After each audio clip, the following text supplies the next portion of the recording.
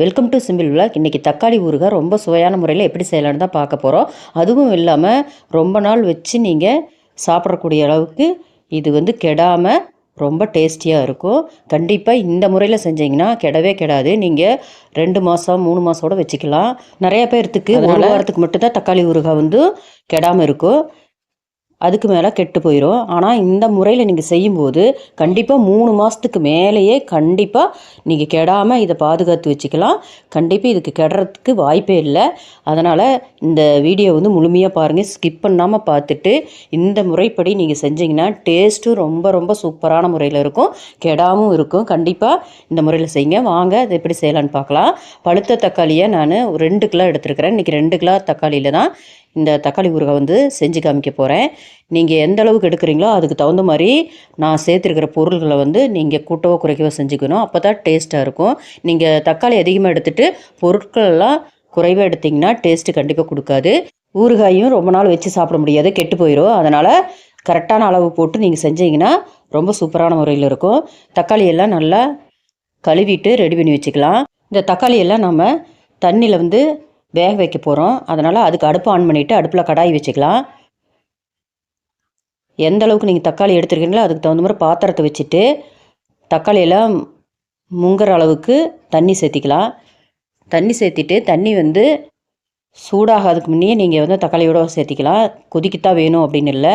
தக்காளியெல்லாம் உடனே தண்ணி சேர்த்தணுன்னே சேர்த்திக்கிங்க. சேர்த்திட்டு இந்த மாதிரி எல்லா தக்காளியும் சேர்த்திட்டு கொதிக்க விடலாம். ஒரு கொதி வந்த உடனேயே நல்லா வெடித்து ரெடி ஆயிரும்.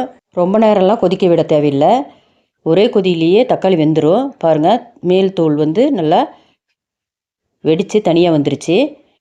இப்போ இந்த மாதிரி வந்த உடனே நம்ம ஸ்டவ்வை ஆஃப் பண்ணிவிட்டு தண்ணியெல்லாம் வடிச்சிட்டு தக்காளி நல்லா ஆற வச்சுட்டு இதோட மேல் தூள் வந்து நம்ம தனியாக எடுத்துட வேணும்.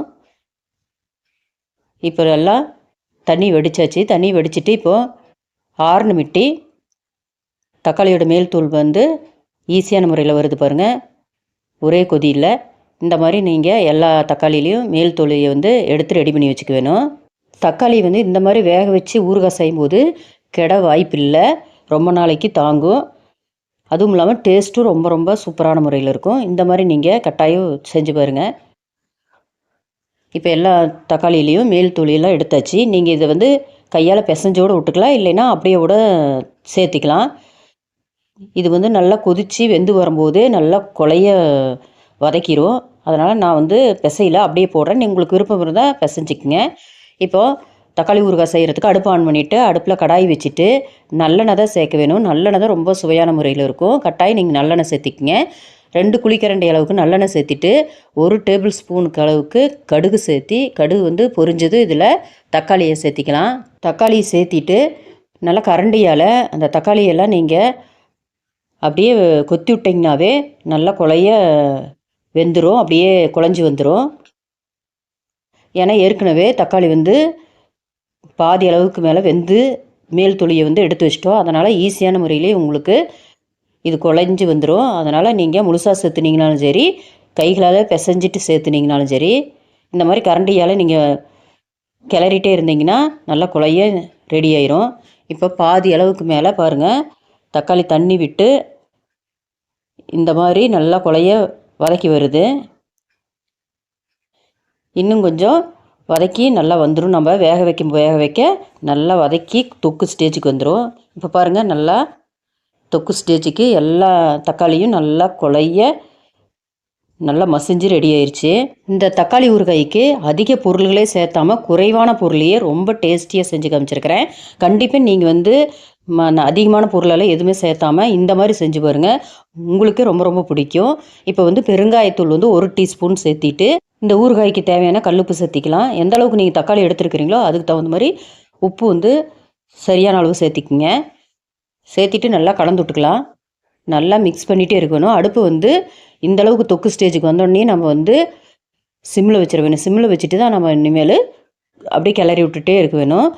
இப்போ நல்லா 1 நிமிஷம் கிளறின பிறகு இதில் வந்து வெல்லம் வந்து 1 டேபிள் ஸ்பூன் அளவுக்கு சேர்த்திருக்கிறேன்.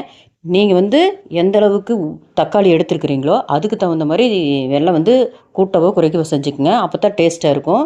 வெல்லம் சேர்த்தும் போது நல்லா இனிப்பு சுவை, காரம் புளிப்பு சுவை எல்லாம் கலந்து ஈக்குவலாக வரும்போது டேஸ்ட் வந்து ரொம்ப சூப்பரான முறையில் இருக்கும். இப்போ நல்லெண்ணெய் வந்து ஒரு குழிக்கரண்டி அளவுக்கு மேலே சேர்த்திக்கணும். கடைசியாக நல்லெண்ணெய் சேர்த்தும் போது நல்லா வாசனையாக இருக்கும்.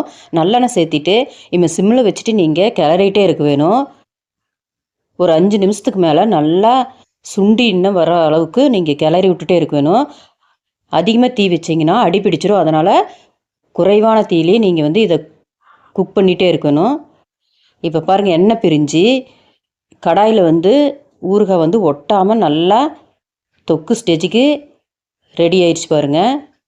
நல்லா கெட்டியாக இந்த மாதிரி வந்துட வேணும். தண்ணி எல்லாம் சுண்டிட வேணும், தக்காளியோட தண்ணியெல்லாம். அப்போ தான் கெடாமல் இருக்கும். எண்ணெய் பிரிஞ்சு நல்லா ரெடி ஆயிடுச்சு. இப்போ நாம் கடைசியாக ஸ்டவ்வை ஆஃப் பண்ணுற டைமில் இதுக்கு காரம் வந்து சேர்த்த போகிறோம். முதல்லையே நீங்கள் சேர்த்தக்கூடாது. இப்படி கடைசியாக சேர்த்தும் போது இதுக்கு கலரும் நல்லா கொடுக்கும், டேஸ்ட்டும் ரொம்ப சூப்பரான முறையில் இருக்கும், வித்தியாசமான டேஸ்ட்டாக இருக்கும். நீங்கள் வந்து ஒரே நிமிஷம் விட்டு கிளறிட்டு ஸ்டவ் ஆஃப் பண்ணிடுங்க. இது பச்சை வாசம் கண்டிப்பாக அடிக்காது, மிளகாயோட பச்சை வாசம். கடாயில் இந்த தக்காளியோட ஹீட் இருக்கிறதுனால உங்களுக்கு பச்சை வாசம் அடிக்க வாய்ப்பில்லை. அதனால் நீங்கள் பயம் இல்லாமல் தாராளமாக கடைசியை நீங்கள் சேர்த்திட்டு நீங்கள் கிளறி விட்டுட்டு ஸ்டவ் ஆஃப் பண்ணிக்கலாம். ரொம்ப சுவையான முறையில் தக்காளி ஊறுகாய் ரொம்ப நாள் கெடாத மாதிரி செஞ்சாச்சு. நீங்களும் இந்த டேஸ்ட்லேயே செஞ்சு பாருங்கள். ரொம்ப ரொம்ப உங்களுக்கு பிடிக்கும். அதிக பொருளே சேர்க்காம குறைவான பொருளையே ரொம்ப டேஸ்ட்டான தக்காளி ஊறுகாய் மணக்க ரெடி ஆயிடுச்சு. நீங்கள் இந்த சுவையில் செஞ்சீங்கன்னா கண்டிப்பாக நீங்கள் அசந்து போயிடுவீங்க. அடிக்கடி இந்த சுவையில் தான் செய்வீங்க. தக்காளி சீசன் இப்போ இருக்கிறனால கண்டிப்பாக நீங்கள் இந்த தக்காளி ஊறுகாவை இந்த பொருட்கள் வச்சு இதே மாதிரி நீங்கள் செஞ்சு பாருங்கள். ரொம்ப நல்லாயிருக்கும். இது இட்லி, தோசை, சாதம், சப்பாத்தி, ஒயிட் ரைஸு எல்லாத்துக்கும் நல்லாயிருக்கும். தயிர் சாதம் எல்லாத்துக்கும் அல்டிமேட்டாக இருக்கும். நீங்கள் வெளியூர் பயணம் போகும்போதோட இந்த மாதிரி சப்பாத்திக்கு நீங்கள் தக்காளி ஊறுகாய் செஞ்சு கொண்டுட்டு போயிட்டீங்கன்னா கெடவும் கெடாது, டேஸ்ட்டும் சூப்பரான முறையில் இருக்கும். அதனால் கட்டாயம் நீங்கள் இந்த டேஸ்ட்டில் செஞ்சு பாருங்கள். இதுக்கு அதிக பொருளை நான் சேர்க்கலை. பெருங்காயத்தூள், தனி மிளகாய்த்தூள் இவ்வளோ தான் சேர்த்திருக்கிறேன். வெல்லம், நல்லெண்ணெய் இவ்வளோ தான் சேர்த்திருக்கிறேன். இதே போதுமானது. டேஸ்ட் வந்து ரொம்ப சூப்பரான முறையில் இருக்கும். இதுக்கு பூண்டு இதெல்லாம் தேவையே இல்லை. வெந்தய பொடி, பூண்டு, கடுகு பொடி இதெல்லாமே போடாமல் நீங்கள் இந்த மாதிரி ஒரு தடவை செஞ்சு பாருங்கள். நீங்களே ஆச்சரியப்படுவீங்க. இதோட டேஸ்ட்டுக்கு நீங்கள் அடிமையாயிருவீங்க. அந்தளவுக்கு சுவையான முறையில் இருக்கும். கட்டாயம் இந்த டேஸ்ட்டில் தக்காளி ஊறுகாய் ஒரு தடவை செஞ்சு பார்த்துட்டு எப்படி இருந்ததுன்னு கமெண்ட்ஸில் கண்டிப்பாக சொல்லுங்கள். இது வரைக்கும் என்னோடய சேனலை சப்ஸ்கிரைப் பண்ணலைன்னா சப்ஸ்கிரைப் பண்ணிவிட்டு பக்கத்தில் உள்ள பெல் ஐக்கன்லாம் ஆல்ங்கிற பட்டனை கிளிக் பண்ணிக்கங்க. அப்போ தான் நான் போடுற வீடியோ உங்களுக்கு வந்து உடனுக்குடன் கிடைக்கும். இந்த வீடியோ பிடிச்சிருந்தால் லைக் பண்ணுங்கள். ஃப்ரெண்ட்ஸுக்கெல்லாம் இந்த அல்டிமேட் டேஸ்ட் கொடுக்கக்கூடிய தக்காளி ஊறுகாய் ரெசிபியை கண்டிப்பாக ஷேர் பண்ணுங்கள். அவங்களும் இதே மாதிரி செஞ்சு பார்க்கட்டும். என்னோடய சேனலில் நிறைய சமையல் வீடியோ போட்டிருக்கிறேன். நீங்கள் போய் கண்டிப்பாக பார்த்துட்டு எல்லா ரெசிபி செஞ்சு பாருங்கள் ஒரு தடவை. எல்லாமே சூப்பரான முறையில் இருக்கும், வித்தியாசமான டேஸ்ட் கொடுக்கும். கண்டிப்பாக ட்ரை பண்ணி பார்த்துட்டு எப்படி இருந்துன்னு கமெண்ட்ஸில் சொல்லுங்கள். இந்த தக்காளி சீசனில் மிஸ் பண்ணாமல் இந்த தக்காளி ஊறுகாயை ஒரு தடவை நீங்கள் செஞ்சு பாருங்கள்.